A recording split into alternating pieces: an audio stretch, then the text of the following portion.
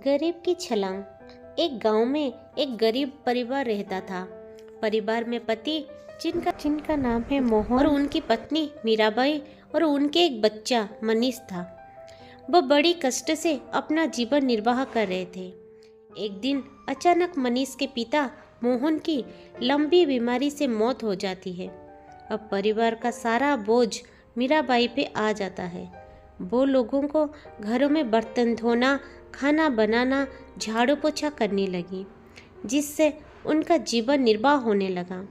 मनीष जब उसकी माँ किसी के यहाँ काम करती थी तो यहाँ पड़ा अखबार लेकर पढ़ने लग जाता था।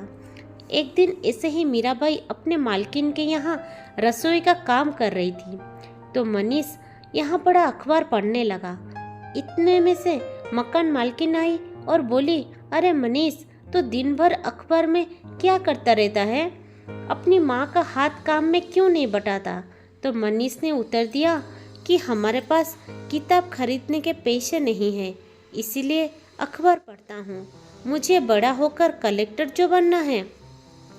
इस पर मनीष की बातें सुनकर मालकिन जोरों से हंसने लगी और मीराबाई से बोली, ये देखो, तुम्हारा लड़का कलेक्टर बनेगा। ये सब मीराबाई को बहुत ही बुरा लगा, पर कुछ बोले बगैर यहाँ से चली गई। मीराबाई ने घर से ही टिफिन सर्विस देना शुरू कर दिया। वह सुबह से लेकर शाम तक अकेली ही 20-25 किलो आटे की रोटियां बना लेती थी। इस काम में मनीष भी स्कूल जाने से पहले हाथ बता दिया करता था।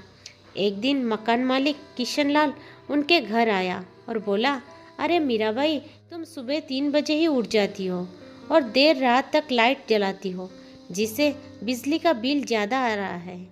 अपनी लाइट की व्यवस्था करिए या कमरा खाली कर दो। अगले दिन से मनीष लालटेन जला के पढ़ने लगा और उसी रोशनी से उसकी माँ भी खाना बनाने लगी। मनीष अब अपनी स्कूल की पढ़ाई पूरा कर लेता है तो उसके गुरुजी ने पढ़ाई के प्रति उसका लगन देखकर उसे स्कूल की तरफ से दिल्ली यूनिवर्सिटी में पढ़ने के लिए भेज देते हैं। मनीष बहुत ही मन लगाकर पढ़ाई करता है। एक दिन जब उसका परीक्षा का दिन था, जब वो स्कूल जा रहा था तो रोड क्रॉस करते समय एक कार ने उसे टक्कर मार दिया। मनीष का बाएं हाथ बुरी तरह से जख्मी हो गया और सोचने लगा कि अब क्या करे। अगर हॉस्पिटल जाता है तो उसका परीक्षा छूट जाएगा और पूरा साल खराब हो जाएगा। फिर उसने निश्चय किया कि उसका दाएं हाथ तो ठीक है। उसने परीक्षा देने के बाद हॉस्पिटल गया। हॉस्पिटल के बेड पे पड़े पड़े ही उसने कंपटीशन की तैयारी की और इंटरव्यू भी दिया। एक दिन उसकी माँ अखबार लेके आई और मनीष को देते हुए बोली, देखो देखो, परीक्षा का परिणाम क्या आया है। मनीष अखबार देते हुए उछल पड़ा। खुशी से अपने माँ से बोला कि वो कलेक्टर बन गया है। कहानी से सीख। इस कहानी से हमें ये शिक्षा मिलती है कि चाहे कितनी भी विकट परिस्थिति हो, अपने लक्ष्य से पीछे नहीं हटना चाहिए। अगर आपको ये स्टोरी अच्छा लगा तो मेरे चैनल को सब्सक्राइब करिएगा और लाइक करिएगा। Thank you.